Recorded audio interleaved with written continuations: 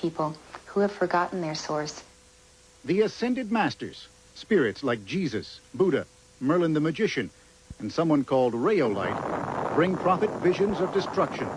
The Soviet Union, she believes, is planning a first nuclear strike.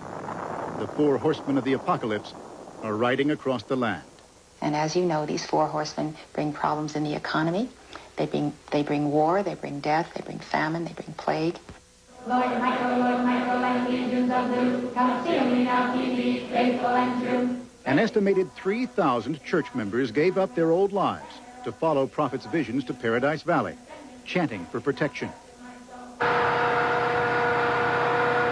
and preparing for nuclear holocaust, dotting the landscape with scores of fortified bomb shelters, room for every man, woman, and child in the church. These things close and go in against the two openings in there, and there's no way of opening it up from outside. Fred Morcell gave up a full-time acting career to come here and build this underground shelter for himself and 6 others. When the messenger of God announced this past March and April were the most dangerous times, Morcell prayed and waited. We were ready to go down any minute. Any minute. Disaster was averted, members believe, in part because they prayed it away. But church members also take other security measures.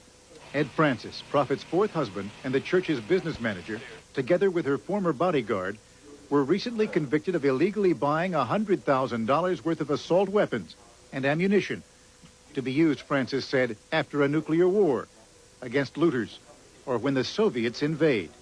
Let me get this straight. Ed Francis, holed up in a bunker up in the mountains, says he's going to fight the Russians? Well, you know, who knows what kind of a scenario would unfold. Local residents have grown increasingly alarmed. When church members built a defense tower overlooking Pete Story's ranch, he called it a declaration of war. Apparently they think that there will be a nuclear war, and afterwards there will be pathetic, starving, radiation-sickened mobs trying to get shelter or raid their bomb shelter or something. And you're the mob. And we're the mob. I don't believe in pacifism.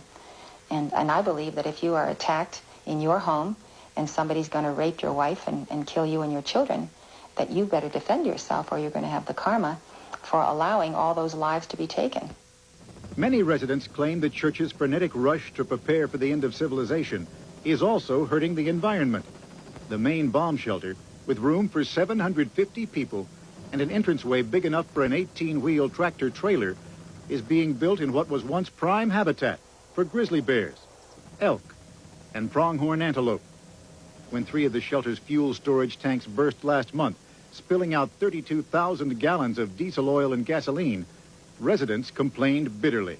Unfortunately, Montana has some very lax zoning and land use laws. You could build a Tower of Babel up there and it would be all right with the state. One of the reasons the argument over the future of this valley is so bitter is because it lies right next to Yellowstone National Park. Any development here could have a direct impact on one of America's most precious wilderness areas. The fallout shelters are completely self-contained and are designed to have a minimum footprint on the land once they are completed. Privately, park officials say they too are frightened by the rapid growth and call it the single greatest risk to Yellowstone. They say the most extraordinary hot springs in the world could be harmed if the church follows through on plans to tap its own springs. Because it's an intricate plumbing system down there. And all over the world, they've shown that if you mess around with that plumbing system, then you're going to turn these geysers on. The church denies all the allegations, saying they are the result of media bias, or plots to force them off their land, or religious persecution. If we were Jewish, this would be called anti-Semitism. If we were Catholic, it would be anti-Catholic mentality. You know, you could put it in any framework that you want. But they have barred the press from the spill site and from seeing the bomb shelter, saying the Soviets could use the information against them. And they've been slow to tell the community their plans.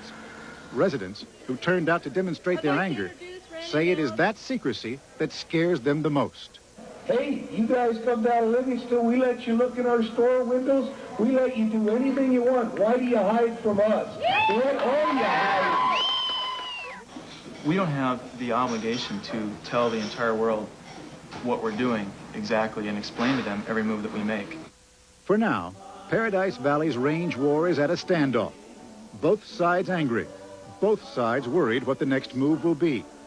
Church members say, like it or not, they are staying. They intend to build a new world they say will be here long after this one is destroyed.